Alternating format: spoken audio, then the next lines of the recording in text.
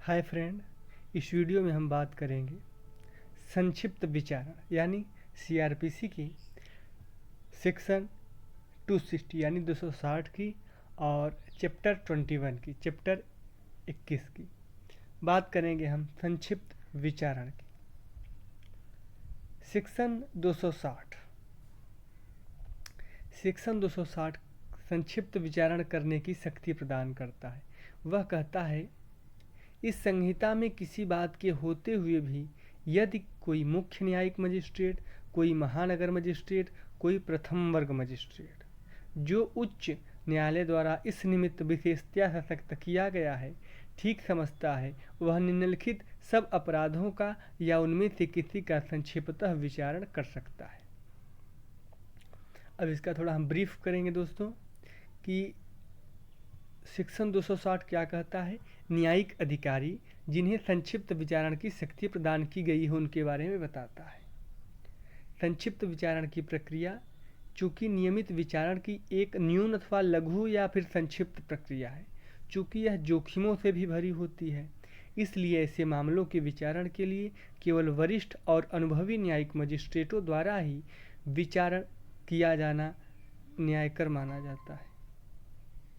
धारा 261 के क्लाज 1 के अनुसार मुख्य न्यायिक मजिस्ट्रेट, कोई महानगर मजिस्ट्रेट या कोई प्रथम वर्ग मजिस्ट्रेट जो उच्च न्यायालय द्वारा सशक्त किया गया हो, वही ये सब संक्षिप्त विचारण कर सकता है। अतः अब हम आगे बढ़ेंगे दोस्तों। किन अपराधों का वह संक्षिप्त विचारण कर सकता है। पहला, वह अपराध जो मृत्यु, आजीवन कारावास या 2 वर्ष से अधिक की अवधि के लिए कारावास से दंडनीय नहीं है। मतलब जो मृत्यु या आजीवन कारावास या 2 वर्ष से अधिक की अवधि के लिए कारावास से दंडनीय नहीं है, उनका विचारण कर सकता है। और जो आईपीसी की धारा 379, 380 तथा 81, मतलब जहाँ पर चोरी हुई है और चोरी की हुई संपत्ति का मूल्य 2000 रुपये से कम है, वहाँ पर संक्षिप्त विचारण किया जा सकता है।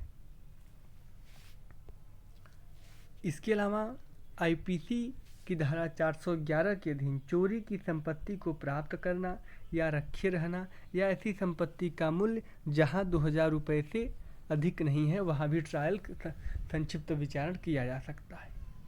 भारतीय दंड संहिता की धारा 414 के अधीन जहाँ चुराई हुई संपत्ति को छिपाने या उसका व्यय करने में सहायता करने में जहाँ ऐसी संपत्ति का मूल्य 2000 रुपये से अधिक नहीं है, वहाँ इसका क्या किया जा सकता है, विचारण किया जा सकता है। भारतीय दंड संहिता 1860 की धारा 454 और 456 के अधीन अगर कोई अपराध होता है, वहाँ पर संक्षिप्त विचारण किया जा सकता है। इसे समरी ट्रायल या स्पीडी ट्रायल भी कहते हैं। भारतीय दंड संहिता 1860 की धारा 504 के अधीन लोक शांति भंग कराने को प्रकोपित करने के आशय से अपमान और धारा 506 के अधीन अभित्रास जो 2 वर्षों के कारावास या जुर्माने से दोनों से दंडनीय है, उनका भी यह संक्षिप्त विचारण किया जा सकता है। यह सतवा बताता है कि पूर्ववर्ती अपराधों में किसी का दुष्प्रेरण हुआ हो या पूर्ववर्ती अपराधों में किसी के करने का प्रयत्न, तब ऐसा प्रयत्न अपराध है।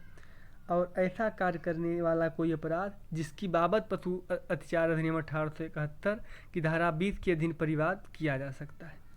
क्लास 2 में कहा गया है कि जब संक्षिप्त विचारण के दौरान मजिस्ट्रेट को ऐसा लगता है कि उसका विचारण संक्षिप्तः किया जाना अवांछनीय है, तो वह मजिस्ट्रेट किन्हीं साक्ष्यों को जिनकी परीक्षा की जा चुकी है पुनः बुलाएगा और मामले को इस संहिता द्वारा उपबंधित रीत से पुनः सुनने के लिए अग्रसर होगा। इस अध्याय में धारा 260 से 265 तक के उपबंध संक्षिप्त विचारण से संबंधित हैं। संक्षिप्त विचारण की प्रक्रिया आवश्यकता वह प्रक्रिया है जो समन के मामले के विचारण के लिए निर्धारित की गई है, परंतु यह उसका एक छोटा सा रूप है।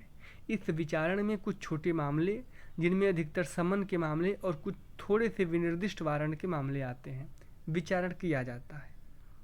विधि आयोग ने इस संबंध में संप्रेक्षित किया था कि प्रक्रिया के दृष्टिकोण से संक्षिप्त विचारण नियमित विचारण का एक छोटा सा रूप है और छोटे मामलों के विचारण में समय की बचत के लिए इस प्रक्रिया की शरण ली जाती है।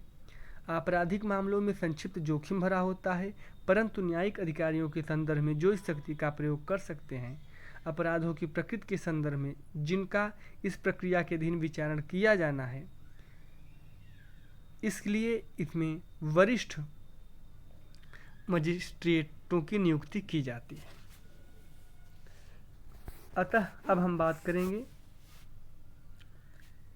सेक्शन 261 की।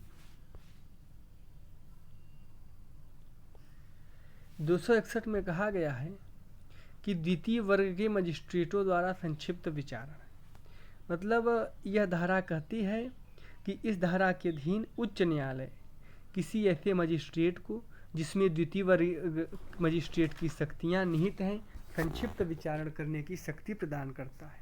ऐसा मजिस्ट्रेट केवल उसी समय अपराध का संक्षिप्त विचारण कर सकता है जो केवल जुर्माने से या जुर्माने सहित या रहित 6 मास तक के कारावास से दंडनीय है या किसी ऐसे अपराध का दुष्प्रेरण या प्रयत्न है। अब सेक्शन 262 विचारण की प्रक्रिया के बारे में बात करता है कि इस धारा के अनुसार संक्षिप्त विचारण की प्रक्रिया भी सम्मन के मामलों के विचारण की विनिर्दिष्ट प्रक्रिया होगी, परंतु इन उपबंधों के सिवाय जो इस अध्याय के बाद में वर्णित है, यदि इस अध्याय के अधीन अभियुक्त को कोई दोष सिद्धि दी जाती है तो उसमें से 3 मास की अवधि के लिए कारावास का कोई दंडादेश नहीं दिया जाता। जैसा कि आप डायरेक्ट अगर आप पढ़ेंगे उसमें कहा है कि जैसा उसमें बताया गया है इसके सम्मन मामले में विनिर्दिष्ट प्रक्रिया है वही इसमें भी होगी। अब बात करेंगे सेक्शन 263 की, संक्षिप्त विचारणों में अभिलेख। मतलब संक्षिप्त विचारण में प्रत्येक मामले में मजिस्ट्रेट ऐसे प्रारूप में जहां राज्य सरकार निर्दिष्ट करे निम्नलिखित प्रविष्टियां होंगी, अर्थात क्या क्या होगा? मामले का क्रम संख्यांक, अपराध किए जाने की तारीख, रिपोर्ट या परिवाद की तारीख, परिवादी का नाम, अभियुक्त का नाम, उसके माता पिता का नाम, निष्कर्ष, दंडादेश, मतलब जो जो सेक्शन 263 में दिए गए हैं वही सब होंगे। अब बात करेंगे सेक्शन 264 की। सेक्शन 264 कहता है कि इस धारा के अनुसार प्रत्येक ऐसे मामले में जिसका संक्षिप्त विचारण किया गया है, यदि अभियुक्त दोषी होने का अभियोजन नहीं करता तो मजिस्ट्रेट साक्ष्य का सारांश और निष्कर्ष के कारणों को संक्षिप्त लिखते हुए अपना निर्णय देगा। और संक्षिप्त विचारण करने वाला मजिस्ट्रेट धारा 264 के अंतर्गत न केवल निष्कर्ष के कारणों का संक्षिप्त कथन करते हुए निर्णय को लिखने के लिए बाध्य है, अपितु वह साक्ष्य का सारांश भी अभिलिखित करने के लिए बाध्य है। अब बात करेंगे दोस्तों सेक्शन 265 की। सेक्शन 265 बात करता है अभिलेख और निर्णय की भाषा की। मतलब ऐसा प्रत्येक अभिलेख और निर्णय न्यायालय की भाषा में लिखा जाएगा। उच्च न्यायालय संक्षिप्तः विचारण करने के लिए सशक्ति किए गए किसी मजिस्ट्रेट को प्राधिकृत कर सकता है कि पूर्वोक्त अभिलेख या निर्णय या दोनों उस अधिकारी से तैयार कराए जो मुख्य न्यायिक मजिस्ट्रेट द्वारा इस निमित्त किया गया है, और इस प्रकार तैयार किया गया अभिलेख या निर्णय ऐसे मजिस्ट्रेट द्वारा हस्ताक्षरित किया जाएगा।